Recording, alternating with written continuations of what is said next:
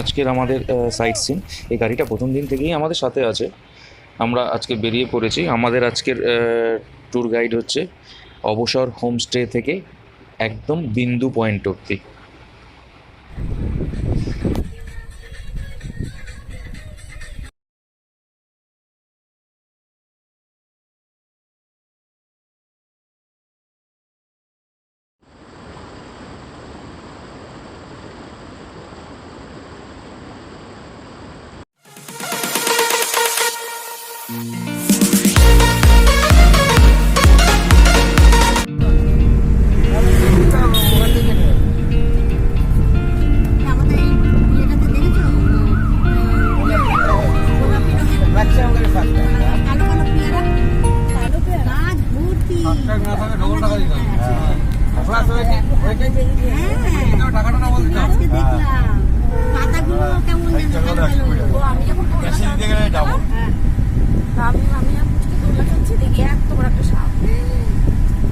কালকে সকালবেলা শুরু শুরু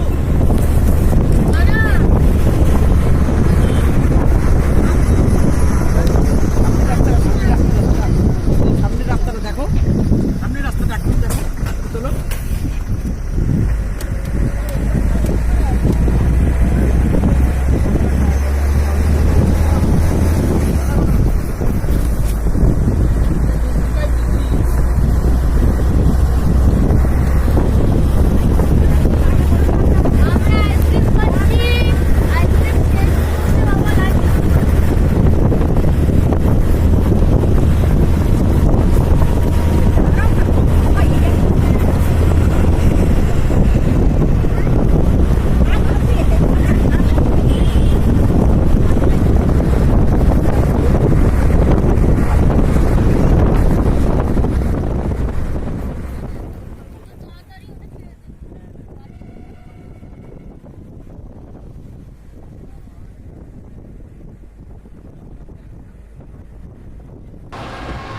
ডুয়ার্সের এই সবুজে ঘেরা চা বাগানের মধ্যে দিয়ে আমরা এগিয়ে চলেছি।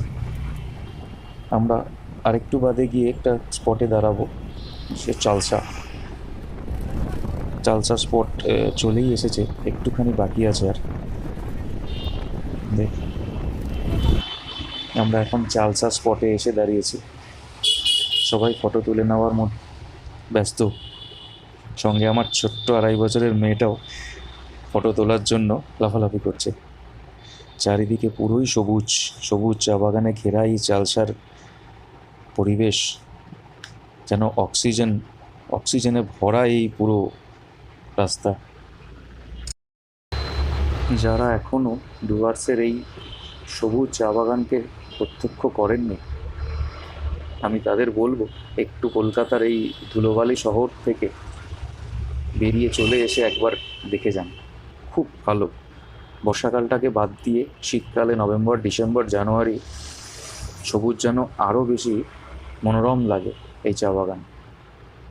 কলকাতার এই ধুলোবালির ইটকাট পাথরের জীবন থেকে 5টা দিন ডুয়ার্স যেন আপনাকে অন্য জগতে নিয়ে দাঁড় করান।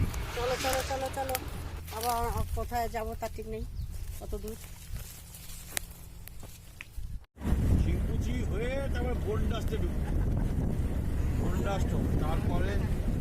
আমরা এই চা বাগানে বেশ খানিকক্ষণ সময় কাটিয়ে নিই।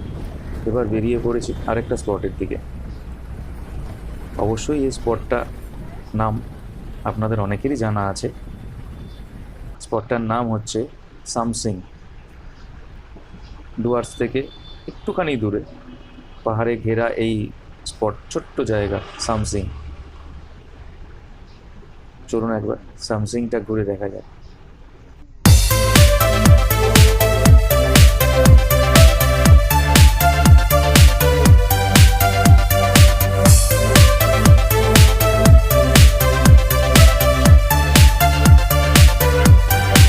আমরা সামসিং স্পটে চলে এসেছি। সামসিংয়ের স্পটে বড় করে এই জিনিসটা লেখা রয়েছে, দেখুন, আই লাভ সামসিং। এখান থেকে দূরে যে পাহাড়গুলো দেখা যাচ্ছে, সেই পাহাড়গুলো ভুটানের পাহাড় এপাশে। আর সামসিংয়ের এই পেছনে যেটা দেখতে পাচ্ছেন, এগুলো পুরোটাই কালিম্পং। এখানে আর বলবার কিছু নেই, এখানে শুধুই ফটো তুলে নেওয়া আর সাইট সিনে চারিদিক দেখে মুগ্ধ হওয়া। চল। দেখো শুনে এই যে আরে ওটাও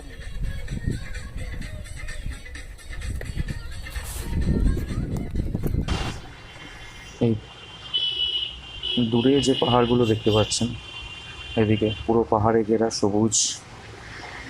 এই নিচে যে নদীটা বয়ে গেছে, এই নদীটা হলো মূর্তি নদী। এই গোটা ডুয়ার্সের অঞ্চলের অনেকটা জায়গা জুড়েই এই মূর্তি নদীটা এঁকে বেঁকে এগিয়েছে। খুব একটা বড় না হলেও এই মূর্তি নদীটা ডুয়ার্সের অনেকটা জায়গা জুড়েই মূর্তি নদীটা রয়েছে। এই মূর্তি নদীটা ডুয়ার্সের মধ্যে দিয়ে গিয়ে জল ঢাকাতে মিশেছে। এই মূর্তিটা একদিকে বলা যায় মূর্তি নদী কিন্তু ডুয়ার্সের এক প্রাণকেন্দ্র। অনেকে এই মূর্তি নদীর টানেও ডুয়ার্স ঘুরে যায়।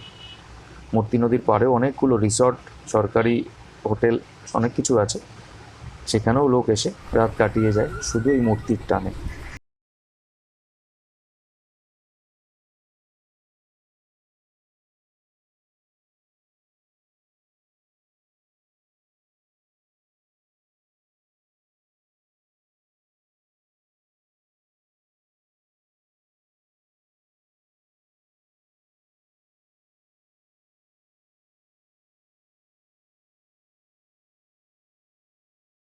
সামসিংয়ে আবার কিছুক্ষণ সময় কাটিয়ে নিলাম, নিয়ে এবার বেরিয়ে পড়েছি আরেকটা স্পট দেখতে। এই স্পটটাও খুব জনপ্রিয় স্পট, এটার নামও বেশ সবাই জানে। যারা জানেন না তাদের জন্য বলি, এই স্পটটাকে বলে রকি আইল্যান্ড। আমরা এখন যেখানে যাচ্ছি, চলুন বাকি যা কথা সব রকি আইল্যান্ডে গিয়েই হবে।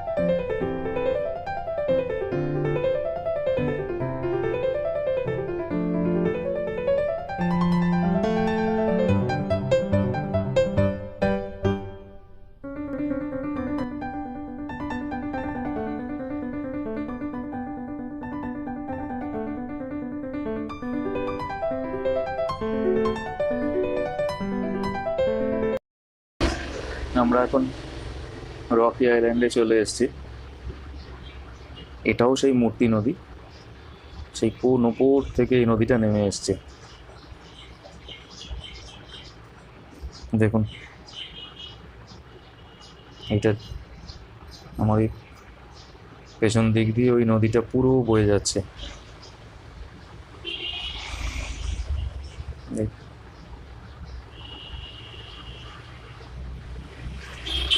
আমার মেয়ে, 2.5 বছরের মেয়ে, সেও নদীতে নামবে, সেও নদীতে নামার জন্য বায়না করছে। তার পিসি ঠাম্মি তাকে জামাটাও খুলে দিয়েছে, এখন সে নদীর জলে নামবে সেটা নিয়ে চিৎকার করছিল। তাকে নদীতে নামিয়ে দেওয়া হয়েছে, দেখুন কি করছে নদীতে। সে জলের মধ্যে খেলতে এত ভালোবাসে, তাকে জলে নামতে দিতেই হবে। জলে না নামতে দিলে সে চিৎকার করতেছে। আবার ডাকছে কাকে পেছন থেকে, দেখুন কি আনন্দ।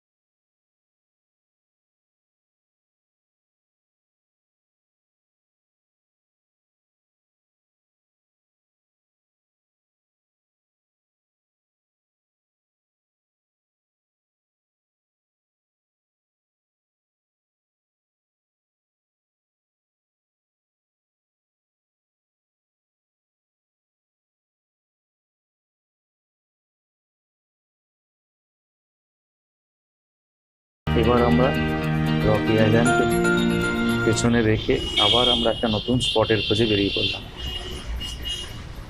রকি আইল্যান্ডে অনেকক্ষণ সময় কাটিয়ে নিয়েছি আমরা। আবার সেই দুই চা বাগানের মাঝখান থেকে এবার আমরা বেরিয়ে যে স্পটটাতে যাব, এটাও আপনাদের বেশ চেনা স্পট।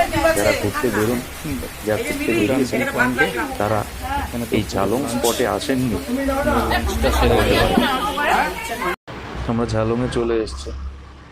আমরা খাবারটা হোটেল থেকেই যেহেতু নিয়ে এসেছিলাম, আমাদের খাবারের মেনু, দুপুরের মেনু ছিল fried rice, egg curry, salad, আচার, এসব। কিন্তু খাবারের জায়গা ছিল না বলে আমরা ওখানে একটা হোটেলে 300 টাকা দিয়ে চেয়ার টেবিলটা ভাড়া করি।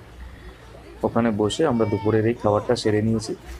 তখন ওখানে খুব বৃষ্টি হচ্ছিল, ঝিরি ঝিরি। বাইরের দিকে তাকিয়ে দেখুন একটু বৃষ্টি হয়েছে, তখন জাস্ট রাস্তাটা ভেজা। এটা হচ্ছে ঝালংয়ের রাস্তা। এই হচ্ছে ঝালং। ঝালং হচ্ছে ভারতবর্ষের একদম এন্ড অফ পয়েন্ট, যার উল্টো ফুটে ভুটান। আমাদের খাওয়া হয়ে গেছে। আমরা এতটাই বৃষ্টি হচ্ছিল, এখানে খুব বেশিক্ষণ একটা সময় আমরা কাটাতে পারিনি। এই বৃষ্টি, ঝিরিঝিরি বৃষ্টিও হচ্ছে, তার মাঝখানে যতটুকু আমি ভিডিও করতে পেরেছি সেটাই আপনাদেরকে দেখাতে পারছি। এটা হচ্ছে একদম ঝালং পয়েন্টে দাঁড়িয়ে, নিচে একটি গ্রাম দেখা যাচ্ছে। ওই দূরে যে পাহাড়গুলো দেখতে পাচ্ছেন, এগুলো সবকটাই ভুটানে পাহাড়। এ পাশটা ইন্ডিয়া, ওটা ভুটান। মাঝখান থেকে ওই নদীর যে নোম্যান্স ল্যান্ড, ওই নদীটা বয়ে গেছে। দেখুন দূরে ভুটানের পাহাড়গুলোর ওপরও কি সুন্দর মেঘ জমে রয়েছে। এত কাছ থেকে ভুটানকে দেখতে পাওয়ার মজাও একটা অন্যরকম। আগে, লকডাউনের আগে ভুটানের ঢুকতে দিত, কিন্তু এখন আর সেই পারমিশনটা দেয় না। অবশ্যই করিয়ে নিয়ে গেলে নিয়ে যেতে হয়, কিন্তু সে পারমিশন এখন আমরা জিজ্ঞেস করেছিলাম, সে পারমিশন এখন আর পাওয়া যায় না। এটা ভুটানের ওই, ভুটান আর ইন্ডিয়ার মাঝখানে, ইন্ডিয়াতে এটা একটা গ্রাম। ওখানে এই নদীটাই হচ্ছে এদের বর্ডার। আমরা এখন ঝালং থেকে বেরিয়ে পড়েছি, আমরা আরেকটু উপরে যাচ্ছি। সেটা স্পটটার নাম হচ্ছে বিন্দু। এই বিন্দু যেতে গেলে আপনারা এই মাঝখানে একটা অ্যাপেল স্টোন বলে একটা স্পট পাবেন, অবশ্যই সেটা দেখে নেওয়ার চেষ্টা করবেন। আমরা নামিনি। আর বিন্দু হচ্ছে ওয়েস্ট বেঙ্গল গভর্নমেন্টের একটা জলবিদ্যুৎ কেন্দ্র। এখানে আপনারা জলঢাকা নদীর ওপরে ওই বাঁধটা দেখতে পাবেন। আমরা বিন্দুতে এসে গেছি। এটা হচ্ছে বিন্দুর লোকাল মার্কেট। এখানে কিছু ছোটোখাটো দোকান রয়েছে যেগুলোতে আপনারা কিছু কেনাকাটাও করে নিতে পারেন। কিছু ক্যাডবেরিজ, কিছু টফিস, কিছু টফি রয়েছে। এগুলো ব্যাগ, ছাতা, টুপি দেখতে খুব সুন্দর। দামটা খুব একটা রিজনেবল না হলেও ঘুরতে এসে জিনিস তো সবাই কেনে, আমরাও কিনেছি। এটা হচ্ছে বিভিন্ন রকমের টুপি ওনার কাছে রয়েছে। পুরো বাজারটা চলুন আপনাকে একবার ঘুরে দেখাই।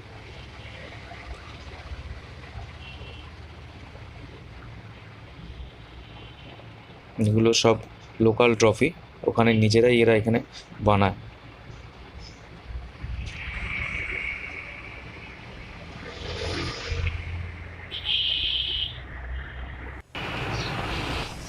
আমরা এখন চলে এসেছি বিন্দু ব্যারেজে। এই বিন্দু একটা ছোট্ট গ্রাম। এই গ্রামটা মূলত গরুবাথানের অবস্থিত। গরুবাথান সিডি ব্লকে পড়ে, কালিম্পং সাব ডিভিশনের কালিম্পং ডিস্ট্রিক্টের মধ্যে। এই বিন্দুটার, এটা একটা বর্ডার, এটা তো ভুটান ইন্ডিয়া বর্ডার। এই ভুটান ইন্ডিয়া বর্ডারটার এটার নাম আছে, এটা হচ্ছে ইন্দো ভুটান বর্ডার, এই বর্ডারটার নাম। এটার এই যে ব্যারেজটা আপনারা দেখতে পাচ্ছেন, এই ব্যারেজটা, এই যে বাঁধটা দেখতে পাচ্ছি, এই বাঁধটা কিন্তু ভারতবর্ষের যে দ্বিতীয় প্রাচীনতম ভুটান বিন্দুর এই ব্যারেজ, এটা বিন্দু জলডাঙ্গা ব্যারেজ, ব্যারেজ। ভারতবর্ষের দ্বিতীয় প্রাচীনতম বাঁধ হচ্ছে এই বিন্দু ব্যারেজ।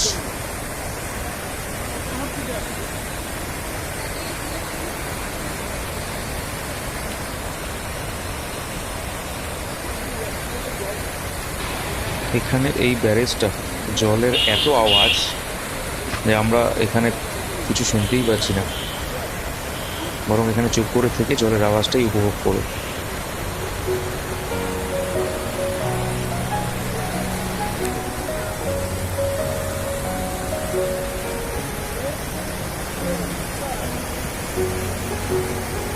যে পাহাড়গুলো দেখতে পাচ্ছি জাস্ট এটা ভুটান, আমরা এখানে দাঁড়িয়ে আছি, এটা ভুটানে।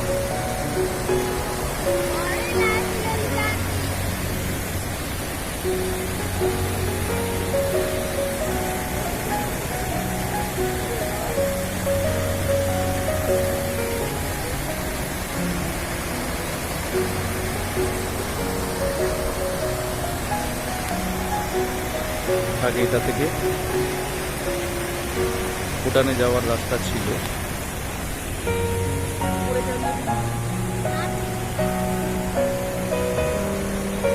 আগে এটা থেকে ভুটানে যাওয়া যেত, এখন লকডাউনের জন্য বন্ধ আছে। এখানকার লোকাল পাবলিকরা তারা কম বেশি এদিক যেতে পারে, ভুটান ওয়েস্ট বেঙ্গল যাতায়াত করতে পারে, কিন্তু ট্যুরিস্টের জন্য এটা আপাতত এখন বন্ধ আছে। লকডাউন থেকে এটা বন্ধ আছে, না হলে বিনা পাসপোর্টেই এখান থেকে ভুটানে অনায়াসেই ঘুরে আসা যায়। এটা জলঢাকা নদী।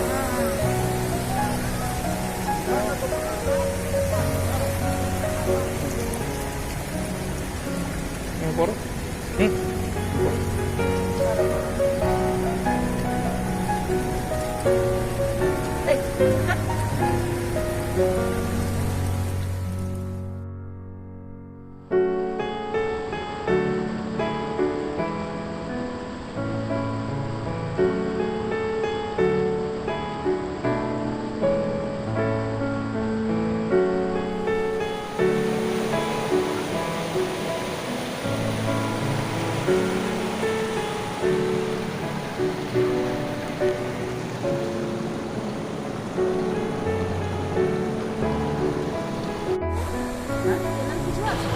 আজকের মতো ঘোরাটা আমাদের এখানেই শেষ। যদি আমার এই ভিডিওটা ভালো লেগে থাকে তাহলে অবশ্যই শেয়ার, কমেন্ট করতে ভুলবেন না। আর হ্যাঁ, যদি মনে হয় অবশ্যই সাবস্ক্রাইব করবেন, এটাই আমি আশা রাখবো আপনাদের থেকে। তাহলে শিলিগুড়ি অনেকক্ষণ গাড়িটা দাঁড়ায়, সকালবেলা যদি আমরা নেমে আসি শিলিগুড়ি মার্কেটটা ঘুরলেই হয়ে যাবে।